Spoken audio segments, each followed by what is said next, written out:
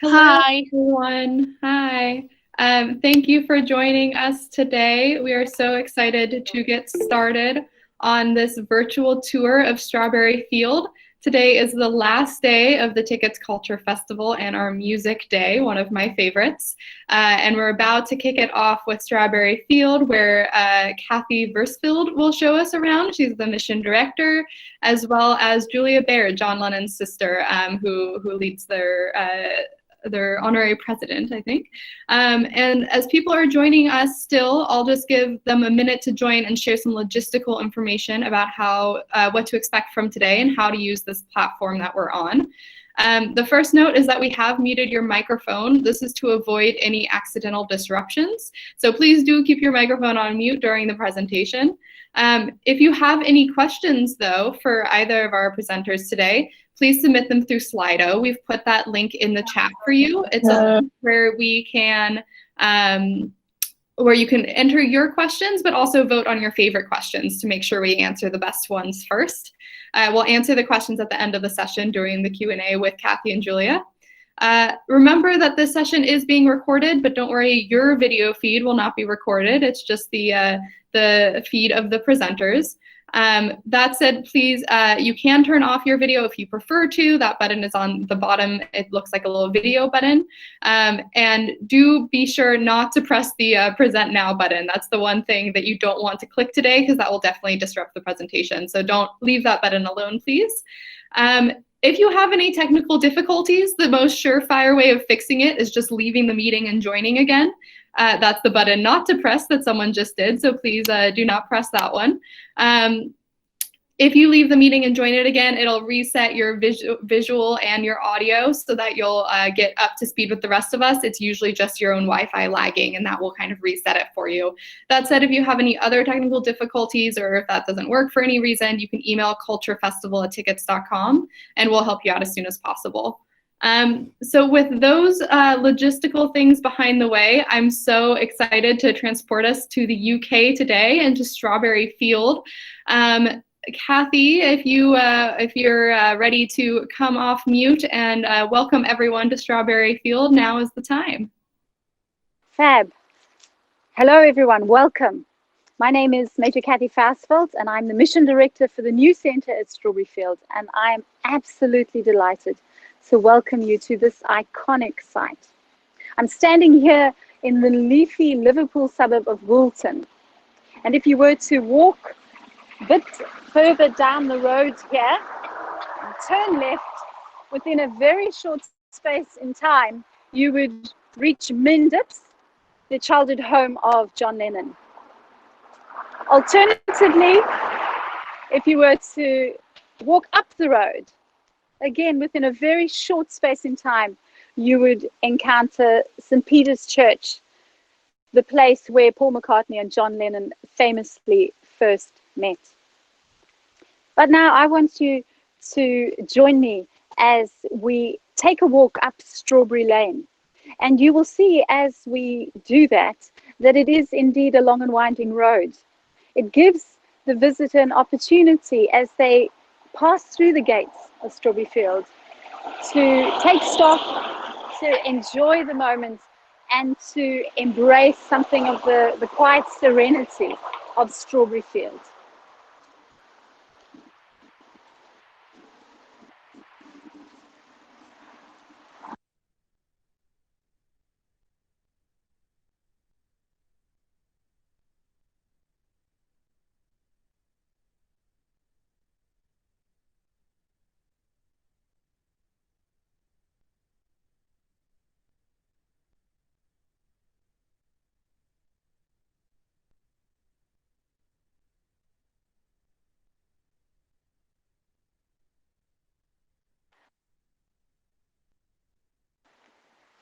As we look up, ahead of us is the new Strawberry Field Centre. But of course, previously, this was where the old mansion house, the Victorian mansion house, would have stood. As people come up the path towards the centre, we have given fans an opportunity to sponsor an engraved brick in memory of a loved one, perhaps, or to leave a message in the stonework. And of course, you will have that opportunity. So take a look as we approach the building at our stones on the ground.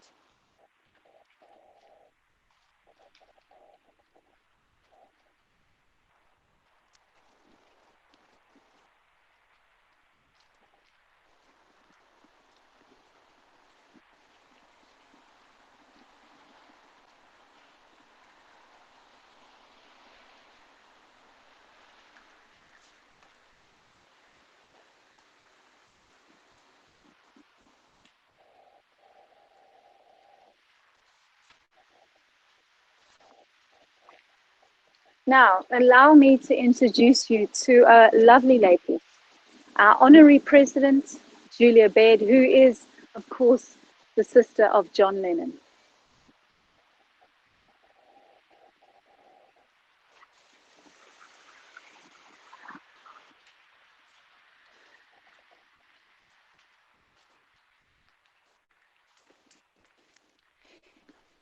Julia, hello. Welcome. Lovely to have you with us. Oh, it's lovely to be here. Thank you. In a moment, Julia will come with us on our tour of the exhibition. But first of all, let me show you our media guide, which helps the visitor to experience the exhibition and the gardens as well.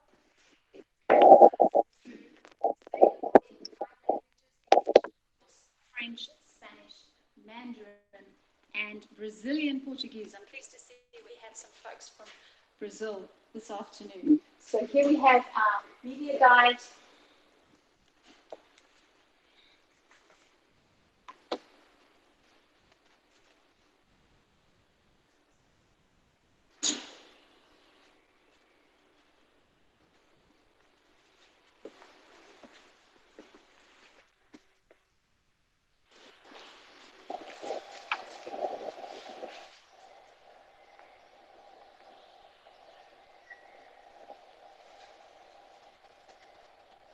Is nothing real?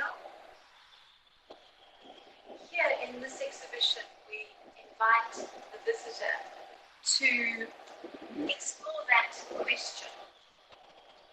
And we use the stories of the place of the Salvation Army, of the children's home that used to be here, of the connection with John Lennon. And of course, we explore how the song came to be written. And our exhibition begins right here, the old mansion house, with Paul explaining that it was the inspiration for the song Strawberry Fields Forever. Julia, do you remember the house from your childhood? Yes, I do indeed remember the house. We've got Paul talking at the moment, which is absolutely wonderful, large as life.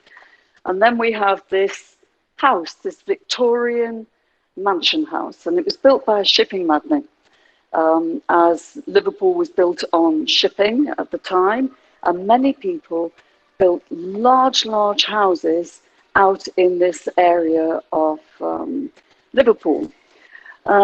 Next door, I might say, there was another large house, and William Gladstone, the first Liberal Democrat Prime Minister, he was actually born next door. That was another large house, and that house became a remand home or a naughty boys home. And the naughty boys home, the boys would come over and climb over the wall into Strawberry Field when it had become a children's centre, because it accommodated young girls, and they used to come and watch the girls play. And indeed, so did John. Well, I don't know if it was preordained or not, but at precisely the same time as a wealthy businessman here in Liverpool was building Strawberry Field, down in London, the Salvation Army was being formed by William and Catherine Booth.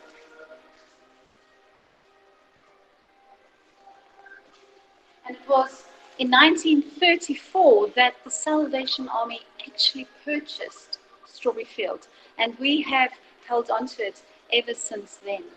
Now, at the time, right across the country, there were many deprived young people who needed a place of refuge and sanctuary and care.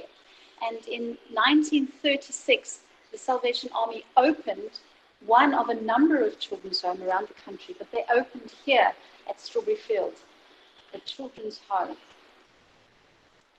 At the same time, of course, a few years later, during the Second World War, Liverpool was really badly hit and suffered great destruction and devastation through the Blitz. But there was light at the end of the tunnel. And many of you will know that in 1940, a young baby was born here in Liverpool. And his name, of course, was John Winston Lennon. And this year is, of course, 80 years since he was born, and we're going to be looking at some exciting ways of celebrating that important milestone. Now here, as we tell the story of the place through the exhibition, we're going to introduce you to a lovely, lovely lady, Melvis, who sadly passed away last year. Now, Melvis was sent by her mother to live at Strawberry Field during the war. And Melvis tells some wonderful stories of the children's home here that really bring them to life, brings the place to life. And you'll be laughing and crying, I'm sure, at some of her stories. Now, when Melvis left Strawberry Field as a teenager, she actually went on to become a singer and sang at the famous Cavern Club at about the same time as the Beatles. Now, it just so happens that Mavis's best friend was the sister of Rory Storm. And stories are told of how after their gigs, Rory, his sister Melvis, and the Beatles would go home with him. Julia, do you remember Rory Storm and the Hurricanes? I certainly do. They were a very, very popular band in Liverpool at the time. And it has been suggested that they were the #1 band, only knocked off that spot by the Beatles themselves. And they had all met because they did their rehearsals, if you like, in Hamburg. Paul famously said they did 800 hours of rehearsals in Hamburg as the up-and-coming Beatles. And Rory Storm was there as well. And they may well have drummed for each other at that time. But of course, the most famous member of Rory Storm and the Hurricanes was Ringo. Ringo was their drummer before he was the drummer for the Beatles. And I have heard that he had actually played with the Beatles in Hamburg at some time. They knew each other really, really well. Well, now in our exhibition, we also have a school friend of John's, Mike Hill, telling some of the stories from their childhood. And in particular, he talks about how John would come around to his house and they would listen to music. And Mike says that at first, perhaps John wasn't that interested in music, but then something amazing happened. One day, John listened to the recording of Little Richard singing Long, Tall Sally. And that changed everything. Now, of course, there's an ongoing debate, isn't there? Who truly inspired John Lennon? Was it Little Richard or was it actually Elvis Presley? Now, I know, the jury's still out on that, but there can't be a better person than Julia Baird to ask that question. Who actually inspired John? Well, I'm going to be practice some nepotism here. It was actually our mother that inspired John to begin with, because the music was actually going on in our house down in Springwood, about 2 or 3 miles from here. My mother was a mad Elvis fan, and we know that Little Richard and Elvis, both in 1956, had released their Long Tall Sally, and then Elvis with his Heartbreak Hotel. And between them, they changed skiffle into rock and roll. I think that was their main thing. It was all skiffle bands before that. And in fact, Rory Storm and the Hurricanes, they were a skiffle band. The Quarrymen, they were a skiffle band. And then this new genre of music was coming in, driven by Little Richard and Elvis. And of course, it was rock and roll. Speaking of which, our dear friends in Memphis have sent us some Elvis memorabilia here around Heartbreak Hotel.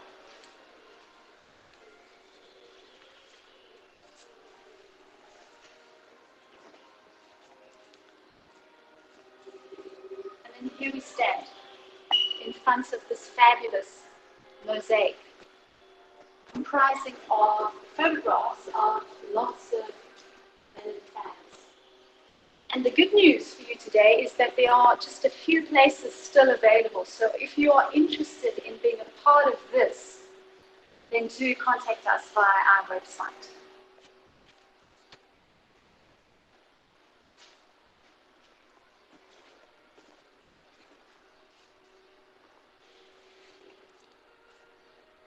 Now here at Strawberry Fields, we have what we believe is the world's only virtual Mellotron. A very unusual and some would say strange instrument. Some of you will know, many perhaps, that the Mellotron was played by Paul at the beginning of Strawberry Fields Forever. And here the visitor gets the opportunity to work through the demo, learn to play the Mellotron, and even just play it for the beauty of it and for the joy of it, if that's a skill that you already have. Now, we know that it was while John was away from home in Almeria, Spain, recording the movie How I Won the War, that he started to feel very homesick.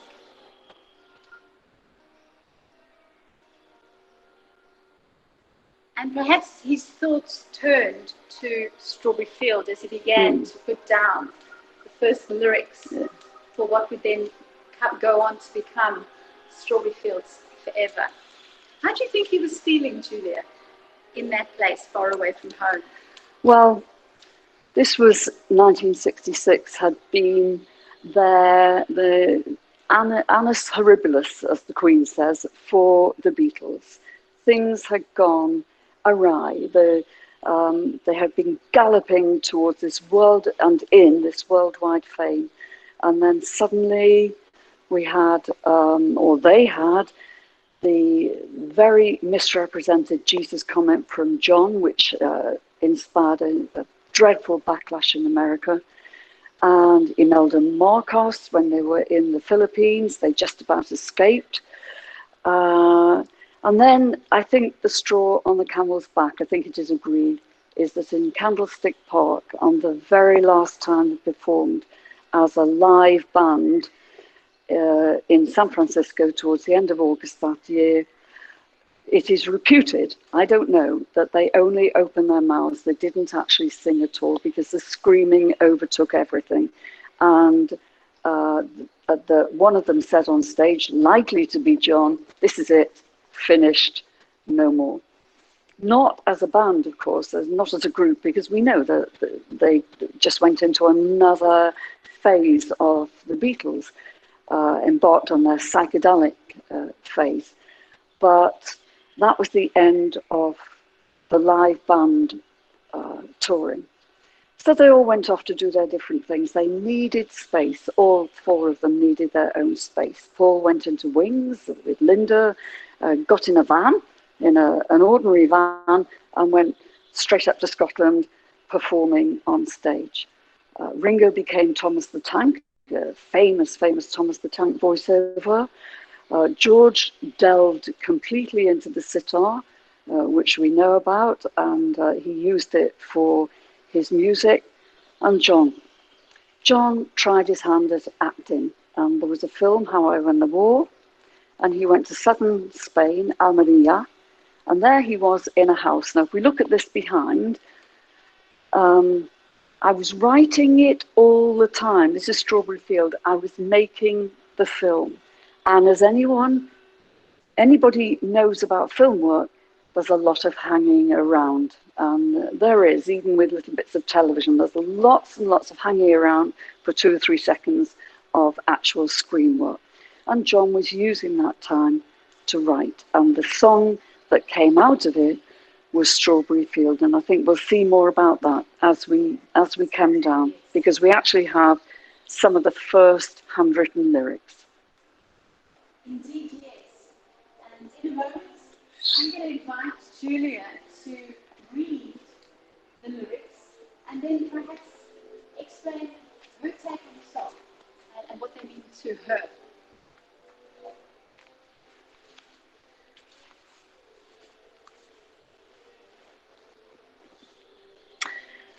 Right. Now you will notice that I've got my specs out, my glasses, and a book, because these are some of the early lyrics handwritten by John. Now, everyone tells me my handwriting is awful, but this takes the biscuit. I had to stand in front of this and decipher it, and I've written it down here because I wouldn't have been able to read it otherwise. So do forgive me. These are the actual handwritten lyrics by John, not the first, just an early draft when he was in Almeria. And I have deciphered them, and here we are. So, there's no one in my tree. Now, everyone says, what did that mean? What did that mean? Well, we all know that it means that there's no one who thinks like me, that I'm sort of a boy apart, now a young man apart. But when you look at these original lyrics, it actually says, there's no one in my tree, and underneath, John had written and crossed out, there's no one on my wavelength. So there we are. That explains it absolutely, that this is what he meant. But it's nice to think that it could be a metaphor of John sitting in the tree outside in the gardens in Strawberry Field. Right, there's no one in my tree. I mean, it's either too high or too low. So it's never right. It's never right. That is, you can't, tune in. But it's all right. Now here, in the lyrics, he's put, isn't it? And he's crossed it out. I mean, it's not too bad. I always sometimes think it's hard. But I know when it's a dream. I think I know. I mean, yes. But it's all wrong. That is, I think I disagree.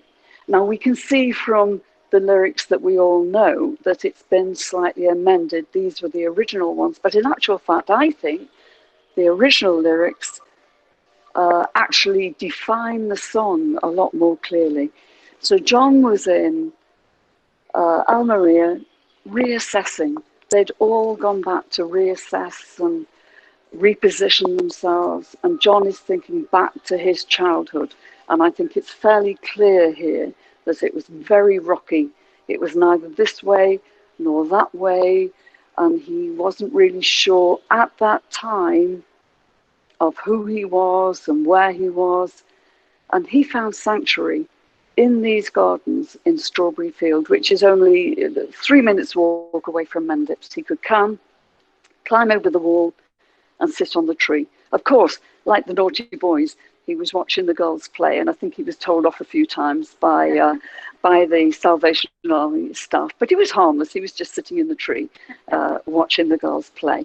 But I think this place was definitely, for John, a place of sanctuary, and I think it's really quite clear in this original draft of the song.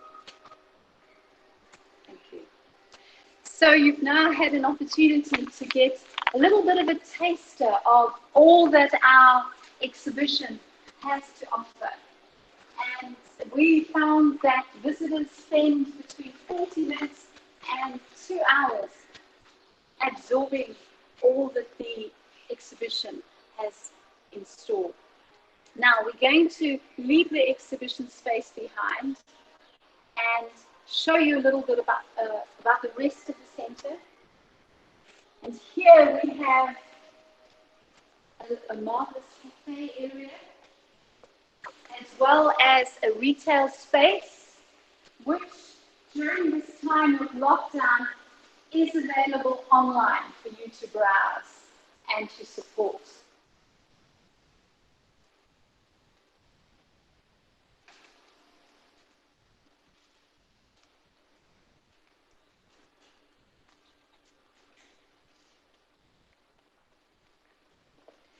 Right.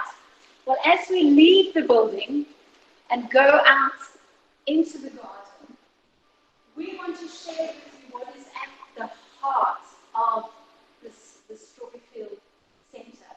And it's our Steps to Work program for young adults with learning difficulties as well as other barriers to employment. And here at Strawberry Field, we have a training centre where we teach them basic employability skills and livability skills. We prepare them for the place of work. We provide placement opportunities for them on site here in our cafe, in our exhibition, as well as placement opportunities in businesses across Liverpool. Now, Julia has been very involved with our Steps to Work program. I believe it's really close to her heart. Julia, would you tell us a little bit about your experiences of Steps to Work? Well, it's a program that literally is the whole idea of the program is encapsulated in that title, Steps to Work. So it's taking young people who are outside mainstream society and bringing them right in where they belong. They are young adults with mild to moderate learning disabilities who they've struggled through school, maybe in some cases in a mainstream high school, and it's been difficult for them, even in a school adapted more to their needs. And in many cases, they've actually left the program at the minimum age of 16, possibly even beforehand if they just stopped going, because there was nothing for them, directed particularly at the majority of these youngsters. And now here we have this program, Steps to Work, run by the Salvation Army. And it is encouraging the youngsters, inviting them in, and putting them on a program that gives them confidence, that boosts their knowledge of that they who they are and where they can be, where they can go from where they are, the path forward. We all need a path forward. And they're then given opportunities to go on different programs. So they can go on, I think, up to 3 programs from an 8-week Steps to Work modified program for their own needs. And then they're monitored and helped and supported so that they feel secure.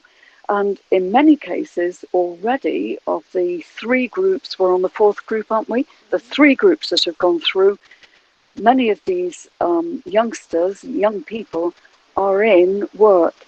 Maybe a day, maybe 2 days, maybe 3 days, whatever suits their ability.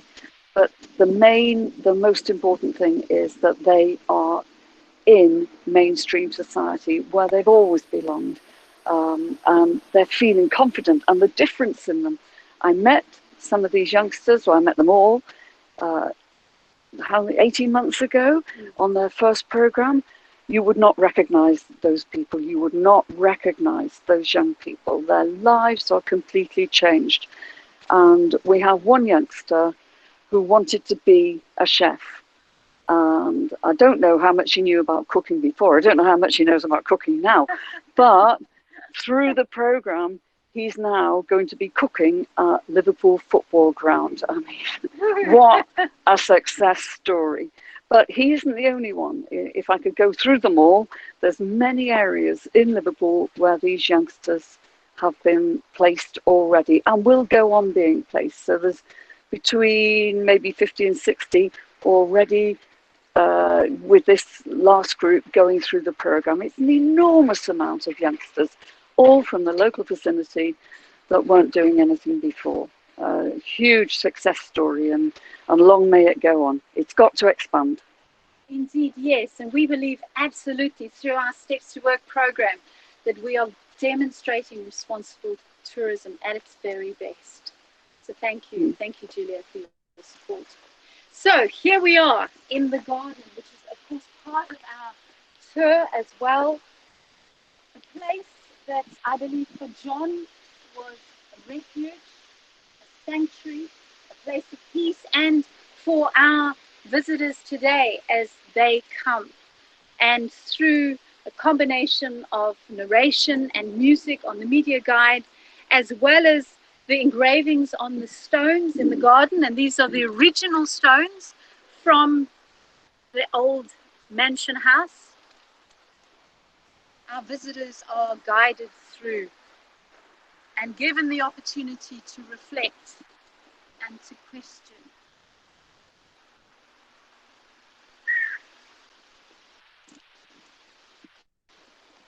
Now, Julia, when and how did John encounter the garden?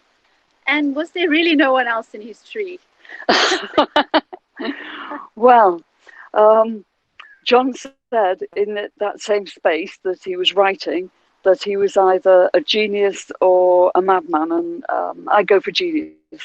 Probably, possibly mad as well, but I definitely go for genius. And at that time, at that point in his life, when he's looking back, remember, he's not writing from a perspective of the actor in How I Won the War in Almeria. He's taking himself right back and writing what I think of as a poem. I think John is a poet in the line of Bob Dylan, in the line of Leonard Cohen.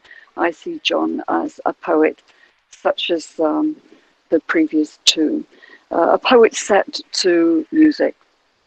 And when he wrote this poem, he said himself that he was sort of looking at himself, psychoanalyzing himself, if you like.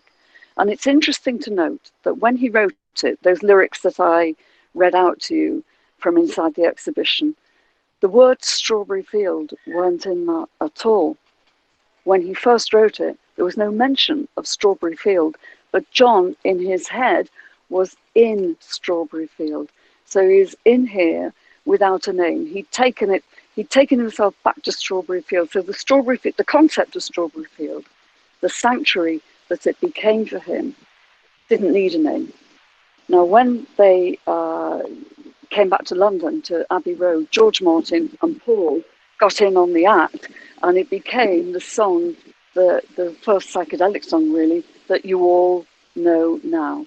But it's interesting that he saw this place as a sanctuary, not a title for anything.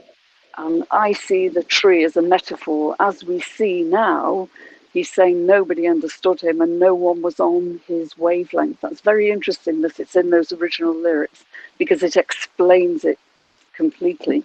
But if you look round over there, because a lot of these are the original trees, of course, they haven't just grown this year, John would have been sitting in possibly a big oak tree or a beech tree, and this was his sanctuary. As it is now, it is a sanctuary now for the youngsters that are invited in. It's their forever home. They come in, they do the program, they're not ever invited to leave. Even when they go on the Steps to Work program, they found another home. and they can come back here, and they do, at any time. You will appreciate in this world of COVID-19 that we have had to close our visitor center, but we are planning to reopen a safe center in the summer with limited numbers, which will need folks to pre-book. So please, if you would like to come, and I hope you will all plan on coming to Strawberry Fields in the not too distant future, do check out our website, strawberryfieldliverpool.com, to get some of the details there. But now I want us to complete our tour in the only place really that we can complete it and finish it, and that's in front of the iconic Red Gates. Now, some of you might be thinking, well, we started at the Red Gates. Yes, but those were the replica gates. We actually have two sets of gates. The replicas, which are on the front of the property. A few years ago now, some over-enthusiastic fans, shall we say, were putting the original gates in jeopardy. And so they were put in storage and the replicas replaced them. But since the opening of the centre in September last year, the original gates of Strawberry Fields have been here on display. And Julia and I are just going to hot-foot it across the garden, across the grass, and we'll meet you outside the original gates.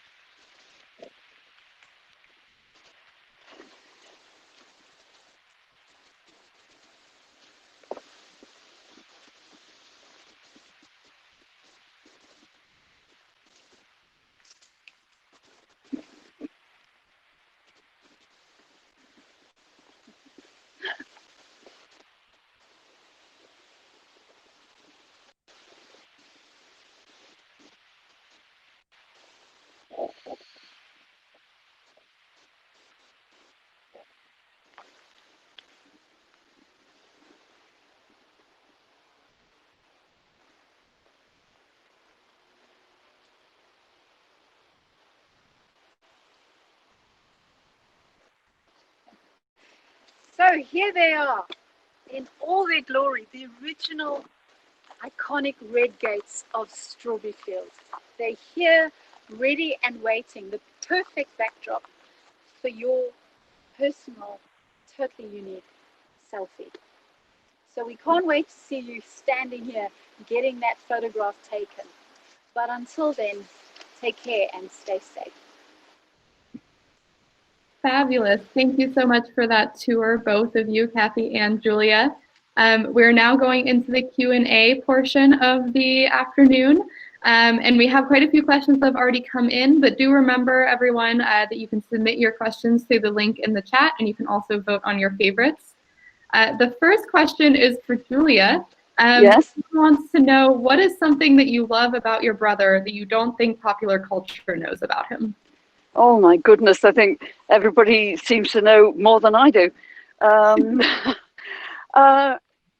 I don't think many people realise that John had such a troubled childhood. It's sort of been whitewashed in the press, and that we're a bit more open and honest about things nowadays. And of course, what you got out of that troubled childhood was John the genius, who was able to translate his inner self onto paper. Some people paint, many very, very fabulous artists are troubled people. Now, I'm not making a comparison, but Beethoven, for example, had an alcoholic father who was dreadfully abusive, and it's possible that, you know, we don't know quite where the deafness came from, but look at Beethoven, a world absolute genius. It doesn't always go like that. But I think in John's case, his troubled childhood certainly gave the world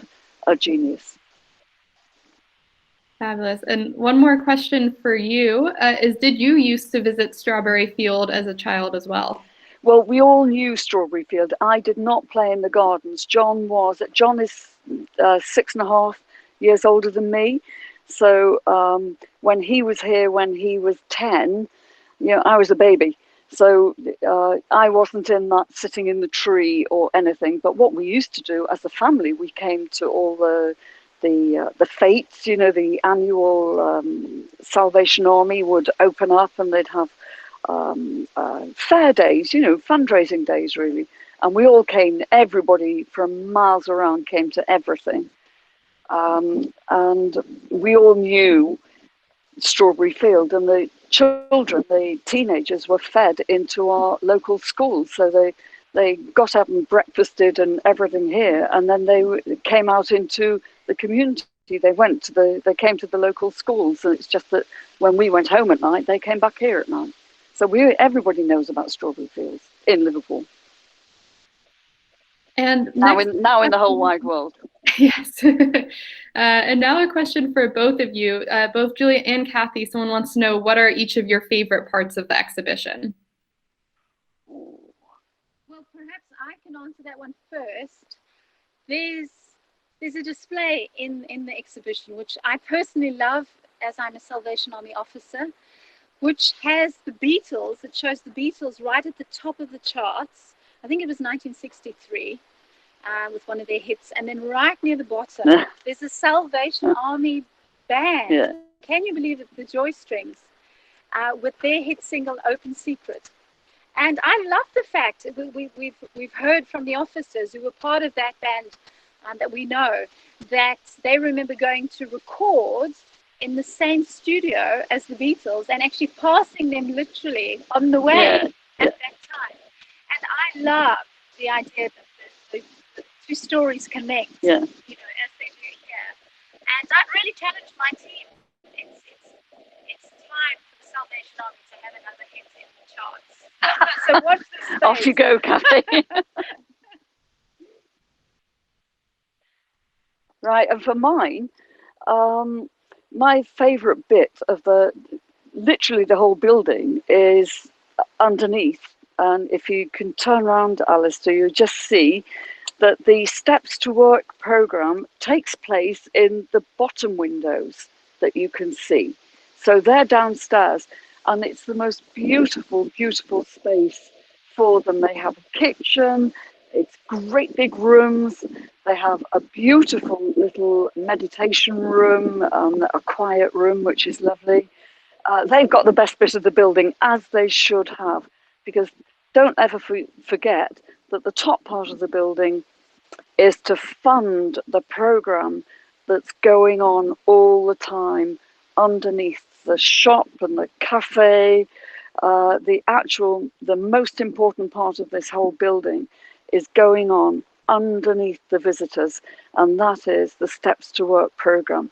And I think they have a fabulous space, and you come out on the little patio, and you can see the strawberry beds for Strawberry Field right in front. And I believe the rabbits are eating away because there's been nobody here. They're making hay while the sun shines, so the squirrels are eating the strawberries.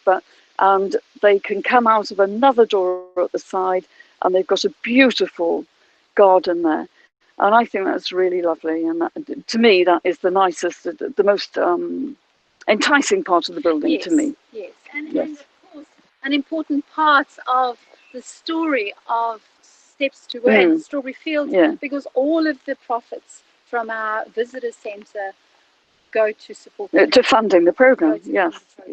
And if it's going to expand, then we need all the visitors to come in and to keep enjoying it. And my vision, and I'm not a Salvationist at all, is that we have it in every city in the UK, because what this program has done for these youngsters is phenomenal, and you can see it with your own eyes. It's a fast moving program, and it changes these youngsters very, very quickly. and it's needed in Leeds, Manchester, probably about 100 in sister. London, everywhere. I'm not forgetting Glasgow, Edinburgh, I'm not forgetting Belfast, I'm not forgetting Bangor, Cardiff. It's needed everywhere, and this is hopefully a prototype. Well, now is maybe a good time. There have been a couple of questions that have come in about how people can help support, even if they're maybe afar. There was a question about how someone could add their face to that mural we saw earlier. There was a question about how someone could support with a paving stone that was mentioned at the beginning. Yes, the easiest way is to go to our website, www.strawberryfieldliverpool.com, and there you will be given an opportunity to browse our shop, to donate, and to sign up for one of our engraved bricks. Great. So the website has all that information. So go to Indeed, yes. And of course, don't forget to book your visit in the summer. We'd love to see you. Back to another question for Julia. Someone wants to know if Strawberry Fields Forever is your favorite song from the Beatles, or if you have a different favorite song. Well, it was John's favourite song, let me say that. John has actually written down that because of its roots and because of what it meant to him, that he actually said it was his own personal favourite songs, and there's no disputing that. That's wonderful. Do you know, I have a different favourite song every time anybody asks me. There's some that are definitely never a favourite, but there are some that I think one day, another day, another day.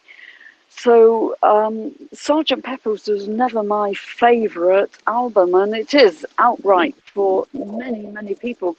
I liked Revolver, and I think Revolver was the beginning of the psychedelic period, really.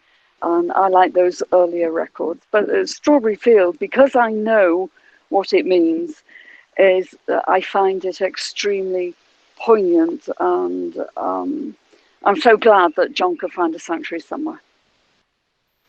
Wonderful. And then there's a question about the original gates. How old are those original gates, and you know, what was the background when they were installed? Well, my understanding was that they were here when the Salvation Army purchased the property back in 1934. So that makes them quite old. And you can see when you visit that they are, you know, they're still beautiful, but they are fragile. They are getting old. Yep.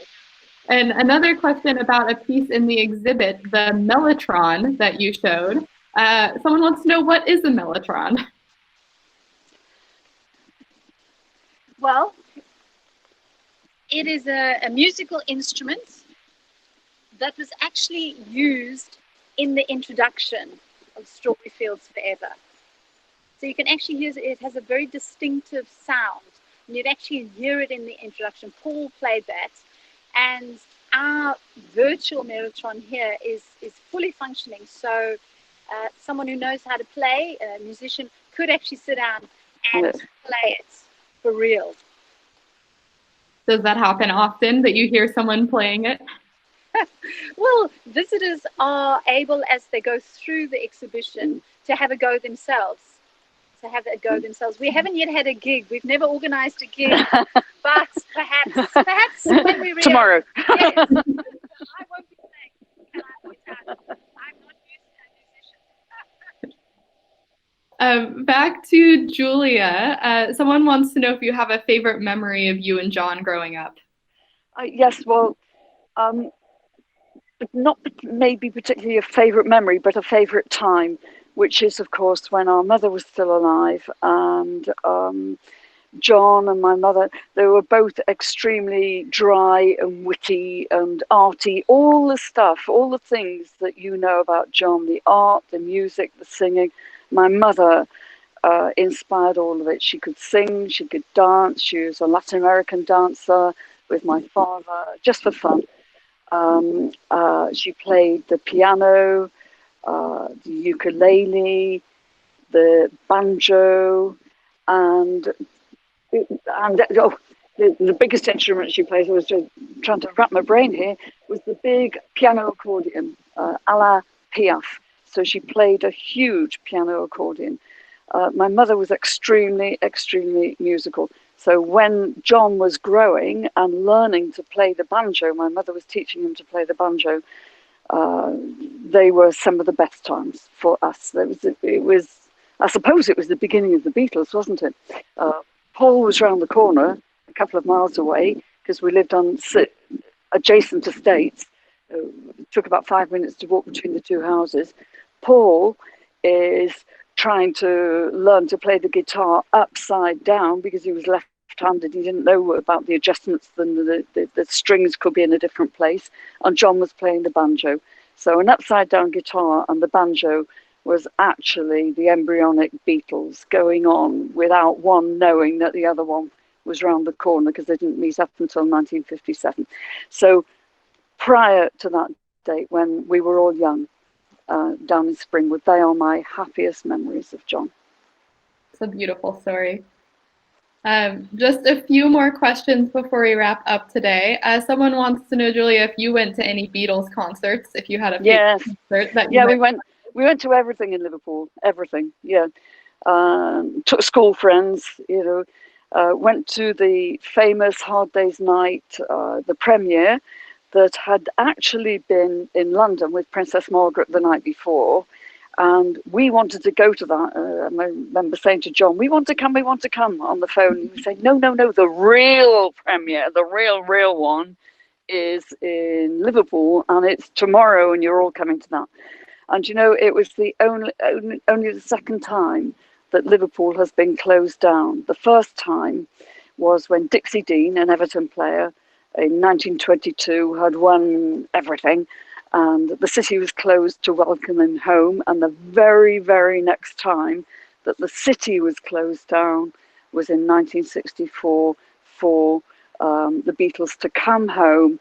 And the whole family, we were involved in absolutely everything. It was wonderful. But we went to all the local... I've been to church halls, to village halls with my mother, to everything in Liverpool, including the best, the Hard Day's Night premiere, and then Finsbury Park Astoria for the Christmas concert. I mean, we did as much as we could do. And then the Beatles were taken out of all our hands because the world just grabbed them. And speaking of Liverpool, John, who is tuning in very early in the morning in Vancouver, British Columbia, asks, how did Liverpool as a city, particularly at that time in history, so war, post-war, influence your brother as an artist? Oh, very much so. And if you come to, I know we're in Strawberry Fields with a big exhibition, but if you come to Beatles Story Museum, you've got to come to Liverpool to see all this. It actually lays it all down with photographs and everything, because John was a war baby. I'm a post-war baby. I was 8 when rationing ended. John was about 15 when rationing ended, when you could get 2 ounces of butter a week, dried egg. I remember it well. This was very much a traumatized post-war city where many of the buildings was just laid waste. We would get the bus into town from Allerton, and a lot of this is years after the war, the city didn't have any money to repair it. The government didn't have nobody had any money. John was a war child, and it affected his entire life. And then our last question for today, Julia, someone wants to know a little bit more about your history, what you did for a living, and a little bit more of your background. Yeah, I'm a teacher. I was a language teacher. I've always loved languages. And I taught French, English, bit of Spanish, bit of maths, bit of Latin, teaching, you just sort of thrown in. And when I had my third baby, I went back to university, and I came back and worked in educational psychology. And I ended up running my own unit for the last 15 years until I threw myself more or less into the Beatles industry in Liverpool as a change of career. and to have some fun. And I am having fun with it, I can tell you. But you can't take the teacher out, as they will tell you here. You just cannot take the teacher out of someone when they've been trained and done it for so many years. I'm a teacher, basically. Great. It's clear where your passion for this program comes from then. Yeah, and the children, the youngsters, I absolutely, I just so support the program. Fabulous. Well, that was our last question for today. We are sadly out of time. Thank you, everyone, for joining us, especially those Thank you very much. Oh, thank you. Those who woke up at 6 a.m. to join us, we appreciate your dedication as well. We hope you enjoyed this tour of Strawberry Field as much as we did. Today is the last day of the Tiqets Culture Festival, but you can always check out the Tiqets blog for more inspiration on ways to experience culture, both from home and when it's safe again in your area from out and about. And of course, there's the Strawberry Fields website where you can go and you can make your donations. You can support them through this time so they can be sure that those kids are able to continue with their program. Kathy, I don't know if you have any closing words you'd like to share, but it's been a pleasure. Just thank you for this opportunity. It's been a privilege to show you around, but of course to really experience this beautiful place, you've got to come here in person to see it. So we really look forward to seeing you sometime in the not too distant future when it's safe. So thank you very much. And don't forget to check out our website for lots more information. Thank you. Thanks, Kathy. Thank you, Julia. It was such a pleasure to have you. We hope to see everyone again soon and have a great rest of your day. Goodbye. Thank you. You too. Thank you. Thank you.